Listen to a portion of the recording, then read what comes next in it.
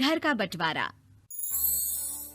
अरे विनोद, तूने हलवाई को सारा सामान तो दे दिया है ना? अक्षय की शादी में कोई कमी नहीं रहनी चाहिए। आखिर सबसे छोटा भाई है तुम सबका।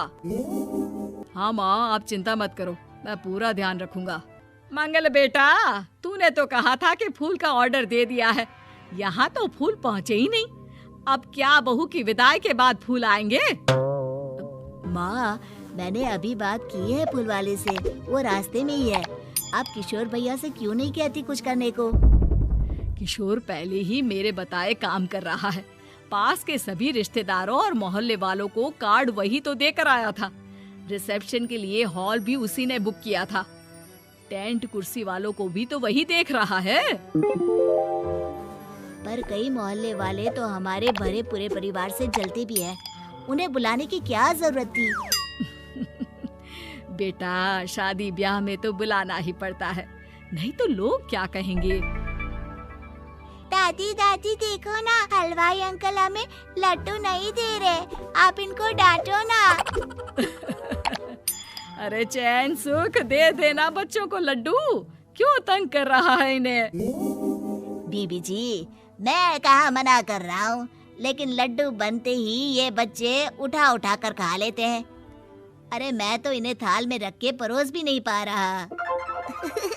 भागो, अब कोल्ड ड्रिंक पीने चलते हैं।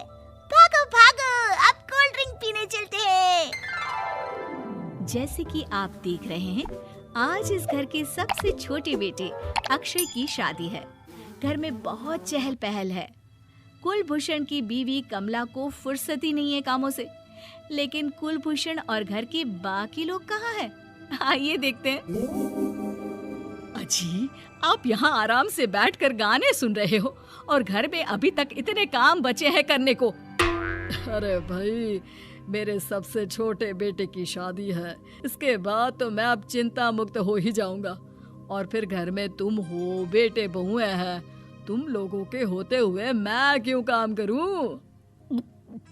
मैं तो शान से बेटे की शादी में जाऊंगा तैयार होकर। अरे ठीक है, अब आप आराम ही कीजिए। एक बार अभिषेक की बीवी आ जाए, फिर मैं भी आराम करूंगी और मेरी चारों बहुएं पूरे घर की जिम्मेदारियां संभाल लेगी। इतना कहकर कमला वापस अपने काम में लग जाती है। बेटा भी, तू अब तक तैयार नहीं हुआ? किससे बात कर रहा है फोन पर? तैयार कैसे हूँ? सैलून जाने से तो आपने मना किया है, क्योंकि मुझे हल्दी लग चुकी है। भाभीयों को देखो, सुबह से पार्लर में है।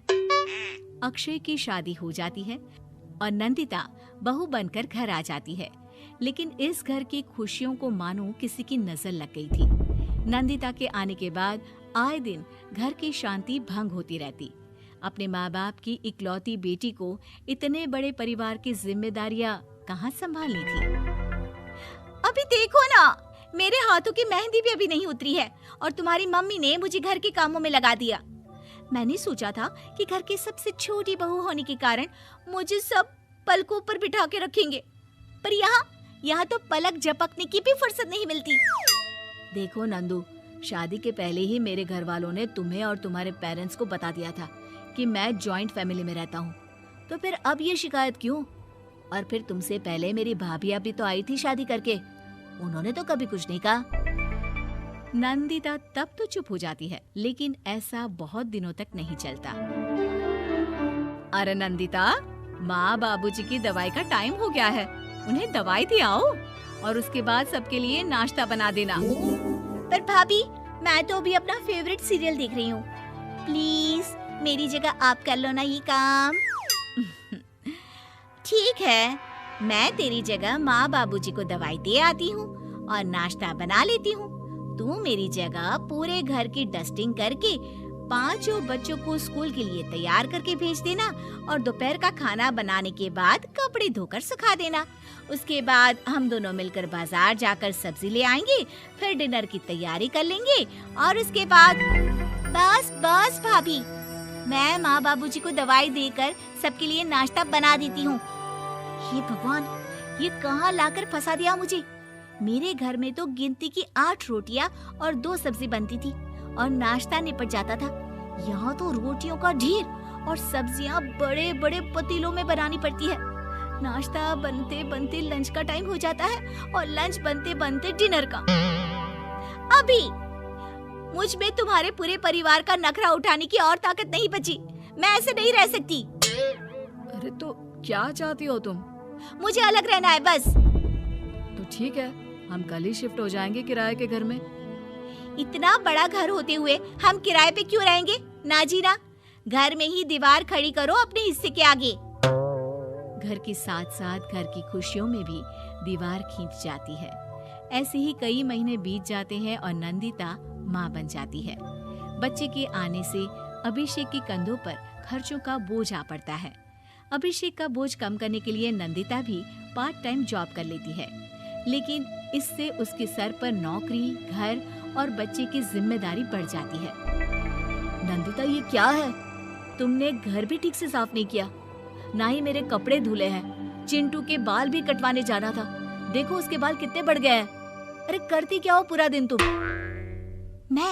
मैं करती क्या हूँ? तुम्हारा नाश्ता और लंच बनाने के बाद चिंटू को डे केयर सेंटर पर छोड़ कर आती हूँ, फिर खुद ऑफिस जाती हूँ। पूरा दिन काम करके आने के बाद बिना आराम किए बाजार से सब्जियाँ लेकर आती हूँ, घर आकर खाना बनाती हूँ, चिंटू को देखती हूँ और क्या करूँ मैं? अरे तो किसने कहा था अपने सर पर इतने काम लेने को? मत जाओ ऑफिस। ऑफिस जाए बिना घर के खर्चे कहाँ से पूरे होंगे? चिंटू की डे केयर का खर्च, उसके लिए बेबी फूड का खर्च, प्रेस वाले का खर्च, ये सब तुम्हारी सैलरी से होता नहीं है। अगर परिवार से अलग नहीं होती तो इतनी मुसीबतें नहीं उठानी पड़ती तुम्हें परिवार के साथ मिलकर काम करने में दिक्कत थी, लेकिन काम तो अब भी बहुत है तुम्हारे सर पर। चिंटू को भी डे केयर भेजने की जरूरत नहीं पड़ती। उसको गोद में खिलाने के लिए दादा दादी और घर के सभी बड़े होते।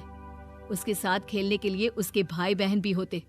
मेरे तीनों बड़े भाइयों के बच्चे भी बड़े हुए हैं, लेकिन बिना महंगा बेबी फूड खाए, क्योंकि मेरी माँ और भाभियाँ बहुत अच्छे से जानती है कि बच्चे को क्या खिलाना चाहिए। बिजली के बिल जैसे खर्चे भी सब मिलकर बांट लेते थे। लेकिन तुम्हें तो सबसे अलग रहने में ही मजा आता है, तो अब शिकायत क्यों करती हो? बस करो अभिषेक, बस करो। मैं मानती हूँ कि मैं गलत थी। मेरे एक गलत फैसले ने हमें बिल्कुल अकेला कर दिया है सबसे। एक घर में होते हुए भी हम बाकी परिवार से अजनबियों की तरह रह रहे हैं। अभिषेक और नंदिता की सारी बातें घर के बाकी लोगों को सुनाई दे रही थी। तभी कमला बोल पड़ती है। अरे नंदिता बहू, किसने कहा कि तुम अकेले हो? तुम्हारा इतना भरा पूरा परिवार है ना तुम्हारे साथ। हम तो बस ये चाहते थे कि तुम अपनी गलती समझ जाओ। अगर हम तुम्हें समझाते तो शायद तुम ना समझती, लेकिन अपनी गलती का एहसास तुम्हें खुद हो गया है, तो अब तुम समझ चुकी हो परिवार में एक साथ रहने का मोल क्या होता है। मम्मी जी, मुझे माफ कर दीजिए, अब ऐसा दोबारा कभी नहीं होगा। अरे माफी बाद में, पहले मेरा पोता जरा मेरी गोद में तो दे, और तू जाकर सबके लिए चाय बना ला।